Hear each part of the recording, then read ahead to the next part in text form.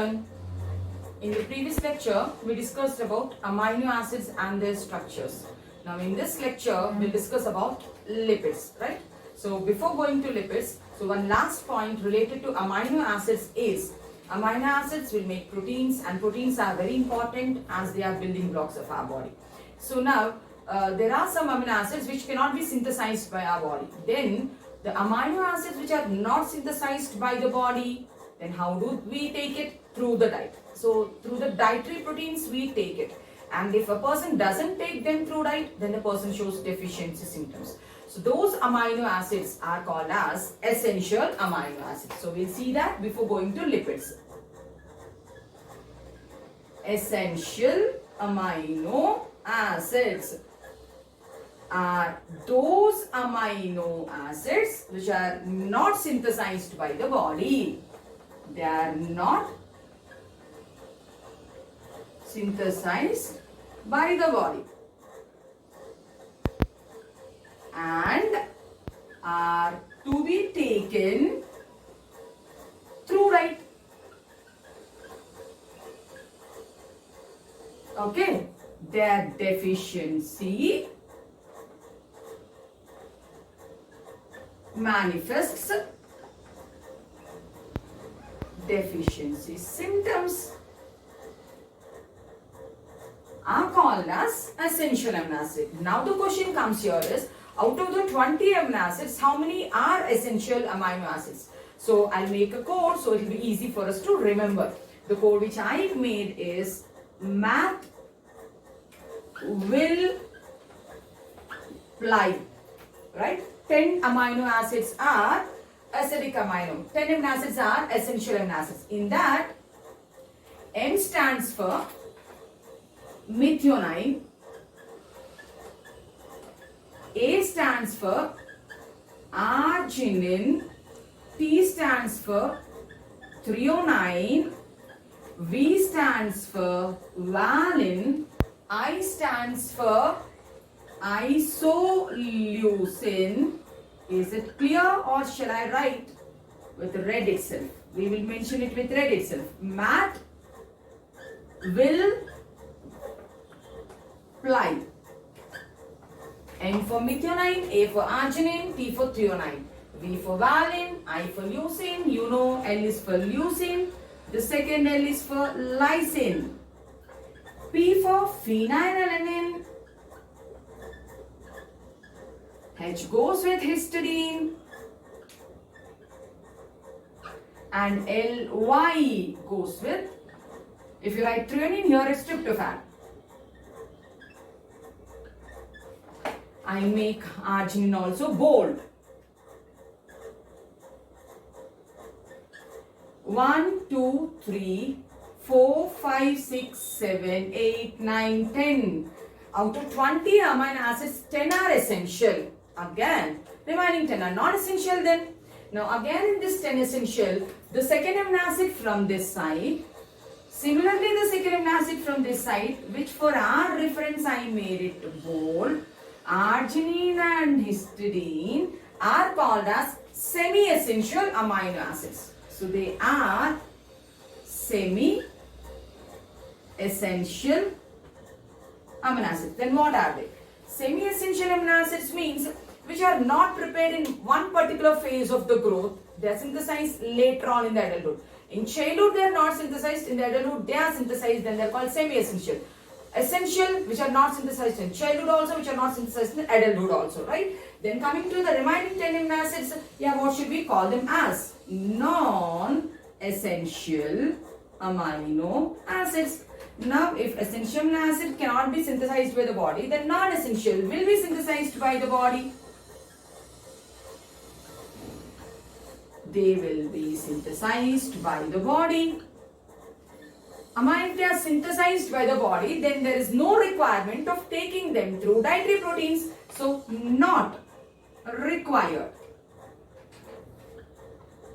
to be consumed through diet. Since the body can make it, it will not manifest any deficiency symptoms. Do not manifest deficiency symptoms. And we listed already 10. Pick the remaining 10. They'll come under non-essential. Then what are the remaining non-essential amino acids? So randomly, no need to make a code here. So glycine is not there. Glycine will be there. Alanine is not there. It will be here. Valine, they are there. Now serine we can bring. Then next one, phenylalanine, tyrosine we can bring. Then we can bring tryptophan. We wrote it here, right? Then we can bring cysteine, we can bring methionine, we can bring proline, right? And what else? Glycine, alanine, serine, threonine, cysteine, methionine, proline, and we can add this one. What are the 1, 2, 3, 4, 5, 6, 7? So we need to add, yes, aspartic acid, glutamic acid, asparagine, glutamine. Count finished. And ASN, GLN. So this is the last topic related to amino acids. Now we can start with proteins, right? Let's go to, lipids. Let's go with lipids. Now, we told that when we are taking a cell, we are grinding in a mortar and pestle, adding trichloroacetic acid, and we are filtering it, the organic molecules. If they are soluble, they will get collected at the bottom, right? If they are insoluble, they'll be in the retentate, right? So now, if we talk about lipids, the next para in NCERT goes with lipids. They are also called fats. In common terms, we call it as a fat. Now, what are lipids? So, lipids are of 3 types, right? We call them as simple lipids, complex lipids, derived lipids. Simple lipid can be as simple as glycerol. It can be as simple as glycerol, that's what the NCERT says, or it can be as simple as a fatty acid. It can be as simple as a fatty acid. Now let us see about glycerol. Glycerol is called as trihydroxypropane. Glycerol, trihydroxypropane, this concept. What is glycerol? Trihydroxypropane is previous NEET question. So here I am writing NEET, means appeared in the NEET previous year paper. Okay. Now let us see the structure of glycerol also then. So glycerol structure, trihydroxy means 3 OH groups you need to represent on the carbon skeleton. CH2OH, CHOH, CH2OH. This is what is glycerol. So a simple lipid can be as simple as this, which is called as glycerol. Now we'll talk about fatty acids. What are fatty acids? Fatty acids are small also, long also. They are long chain aliphatic carbon compounds with acidic group, COOH group. Fatty acid can be as small as the R group can be CH3COH. The R group can be C2H5 we can write. C2H5 methyl acidic or ethyl and the acid group. Or the R group can be as long as 16 carbons, including the carboxylic group. If there is a fatty acid where 16 carbons you have to draw, including the COOH group, then the name of such a fatty acid is called as palmitic acid. And if there is a fatty acid with 18 carbon atoms, same including the carboxylic group, then call that amino acid as stearic acid. And if the fatty acid is 20 carbons including the functional carboxyl group, call it as arachidonic acid. It's called as arachidonic acid. So fats are non-polar. They are of 3 types: simple fats, complex fats and derived fats. We are talking about simple fats. Simple fats can be as simple as a glycerol or as simple as a fatty acid. Glycerol, what is it? Trihydroxypropane, need previous year question. So I draw the structure of 3 hydroxyl groups on the backbone of carbon. It's called glycerol. This is one simple lipid. Fatty acids we're talking of, it can be, the R group can be simple with a CH3 or C2H5 with acid groups, or it can be as long as 16 carbons, 18 carbons or 20 carbons, right? Now, for your reference, if you want, I can show you a long chain of fatty acid with an R group. So, we'll see palmitic acid then. Let's go.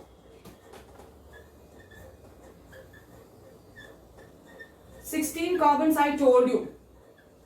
1, 2, 3, 4, 5, 6, 7, 8, 9, 10, 11, 12, 13, 14, 15. Stop here.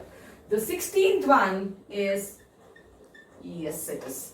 So this is a fatty acid. So which is having 16 carbons without any double bonds. Then if it is not having any double bonds, that means palmitic acid is a saturated fatty acid. Now, if it has any double bonds in it, then that is called as unsaturated fatty acid. So, suppose for example, 1, 2, 3, 4, 5, 6, 7, 8 and 9, if I keep one double bond, then it becomes unsaturated fatty acid. If it's having one double bond, then it is monounsaturated fatty acid.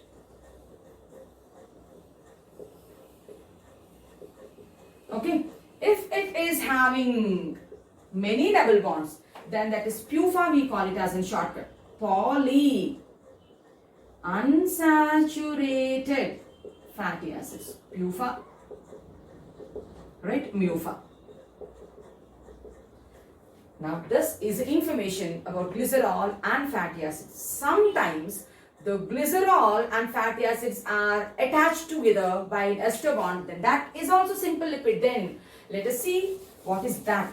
If the fatty acids are esterified to glycerol, then what is it called? It's called a triglyceride. Triglyceride is also a simple lipid. That's what NCERT says. So, in simple lipid, there can be fatty acids esterified to glycerol. Draw the glycerol first. CH2OH, CHOH, CH2OH. Bring one fatty acid. R1 is a fatty acid. To make an ester linkage, we need to remove water molecules. So see, how do we do it? So remove H from here, OH from here, water molecule I removed. And here comes the ester bond. Then glycerol with one fatty acid. The R group can be CH3, it can be C2H5, it can be 16 carbons also, 18 carbon like that. So now this particular one is called as monoglyceride. Monoglyceride means glycerol with one fatty acid. Now let's make a diglyceride also.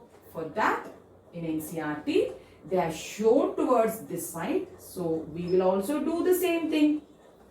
A second fatty acid with COOH. So as I told you to remove water molecule, do that. So OH from here, H from here, let's do that.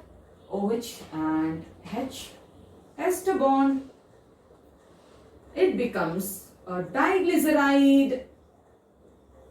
Is with glycerol with two fatty acids. One more OH group is pending. Let us finish off that also with another fatty acid R3 then. As I told you, remove water. H from here, OH from here. Join it with an ester bond. It becomes, yes it is, a triglyceride with 3 fatty acids. So this is also a simple lipid. This is also a simple lipid, right? So simple lipids can have monoglyceride, or it can have diglyceride, or it can have triglyceride. Now simple lipids basing on their consistency, we can call them as fats and oils. Now let us see what are fats and what are oils. If the triglycerides or the simple lipids, if they are solid at room temperature, then it is a fat. If it is at oil at room temperature, then it is, if it is liquid at room temperature, then it is oil. Simple lipids are fats and oils. Now, how can you differentiate a fat from an oil? Fat is solid at room temperature. Yes. Oils are liquid at room temperature.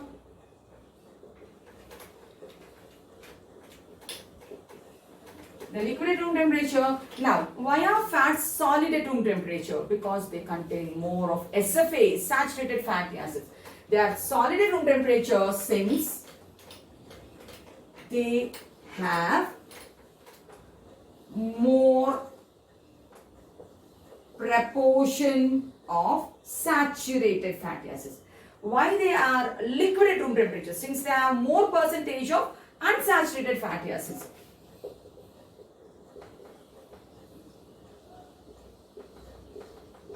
Percentage of unsaturated fatty acids like MUFA, PUFA.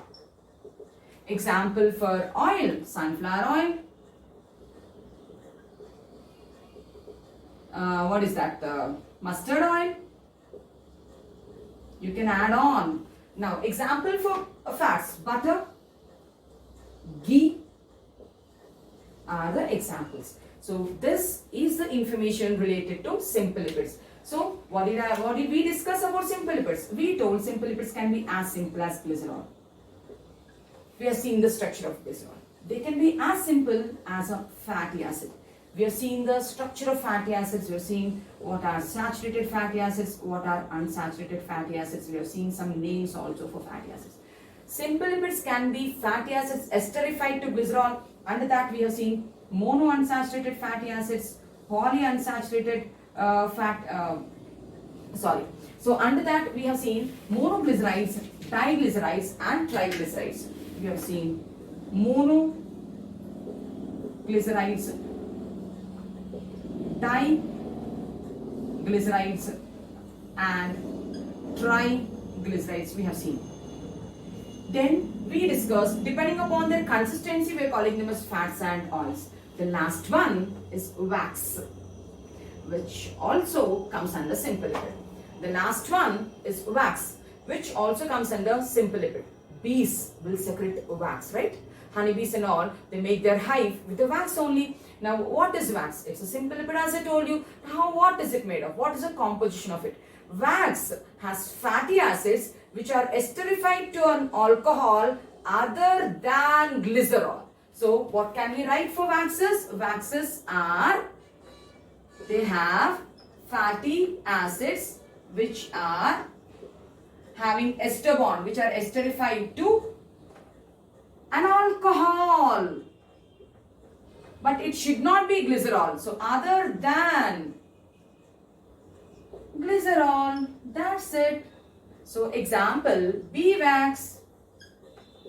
So, I completed simple lipids. Now, let us see complex lipids and derived lipids, which is also mentioned in the NCERT textbooks with the structures they have given. Now, let's fastly go to complex lipids.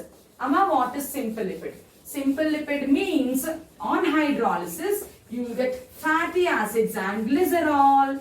Simple lipids means on hydrolysis, you will get fatty acids and glycerol. Complex lipids means on hydrolysis yields fatty acids plus glycerol plus anything which is extra. It should not be a lipid. It can be a carbohydrate, it can be a protein, it can be a nucleic acid, it can be a mineral, anything. So on hydrolysis, along with the lipid portion, if it is giving a non-lipid portion, then that is called a complex lipid. Example for complex lipids are phospholipids,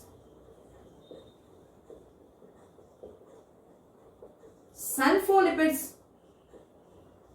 we find it in the central nervous system, and third one, lipid with protein, then lipoproteins, Lipid with carbohydrate, then glycolipids. All these are examples of complex lipids. If phosphate is added, phospholipid. If sulfate is added, sulfolipid.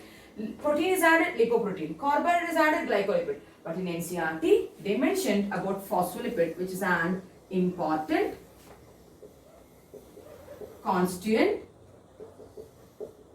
of cell membrane, right? Let us see the structure of phospholipid and then we can go to derived lipids. Phospholipid, what does it contain? So first we will write it breakdown, then we will see the structure. It contains glycerol plus 2 fatty acids. Don't bring the third fatty acid. Instead of fatty acid, add phosphoric acid. H3PO4 I am writing, it is phosphoric acid. With a nitrogen base. This is a composition of phospholipid. It contains glycerol, fatty acids, phosphoric acid and nitrogen base.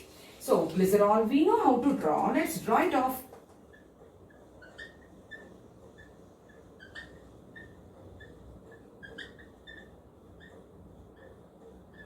I need to attach 2 fatty acids. I am going to do that.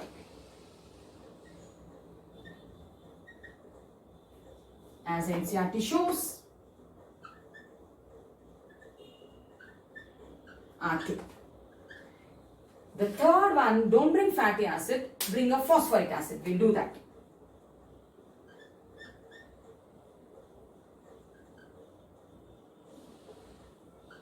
P double bond O, POH, POH, POH. 1, 2, 3. So H3, P. 1, 2, 3, 4. H3PO4. Now, we know when 2 OHs are nearby, bring a water molecule. OH, H. Here go. Right? So then, we added phosphoric acid also. Now it's the time to add nitrogen base. If the nitrogen base is choline, then the name of such a phospholipid will be lecithin. That means we are drawing the structure of lecithin. So the structure of lecithin will be CH2, CH2, N, 1, 2, 3. One methyl group, second methyl group, third methyl group. So here is a nitrogen base. If the nitrogen base is choline, then the name of the phospholipid is lecithin. If the nitrogen base is ethanolamine, then it is some other phospholipid, right? If the nitrogen base is lecithin, it is, if the nitrogen base is choline, it is lecithin. If the nitrogen base is ethanolamine, then it is cephalin. The name of the phospholipid is, like that it goes. In NCERT, they have given the structure of lecithin. So, this is the glycerol, 2 fatty acids, phosphoric acid with a nitrogen base called choline. So, only phospholipids we are discussing. Phospholipids comes under complex lipid, which on hydrolysis will give fat with a non-fat portion. The non-fat portion is a phosphoric acid with a nitrogen base, right? That's what they mentioned. Now coming to the derived lipids, right? In derived lipids, they have mentioned the structure of cholesterol. Let us see the cholesterol and finish our class. So in the next session, we will be discussing about nucleic acids then. Now, coming to derived lipids. So, derived lipids include cholesterol and prostaglandins. Derived lipids includes cholesterol and prostaglandins. Cholesterol, so C27 compound having alcohol. It has a ring called CPPP ring. Cyclopentanoperhydrophenanthrene ring system. So what does CPPP ring stands for? Cyclopentanoperhydrophenanthrene ring system. Let us see the structure of cholesterol which is shown in the NCERT textbook. Here we go. Phenanthrene, 3 rings, A, B, C, 1 pentane ring. side chains with an OH here and I think double bond here. Okay, so this is the structure of cholesterol. So I told it is C27. Randomly try to count 1, 2, 3. Third carbon OH group 4, 5, 6, 7, 8, 9, 10, 11, 12, 13, 14, 15, 16, 17, 18, 19, 20, 21, 22, 23, 24, 25, 26, 27. That's it. So cholesterol contains CPPP ring, cyclopentanoperhydrophenanthrene. Here is the ring with 27 carbons and 1 OH group. So this is the information what they have given in that para related to lipids. In the next class, we'll be talking about nucleic acids. So if you like the videos, you can like, share and subscribe. Thank you.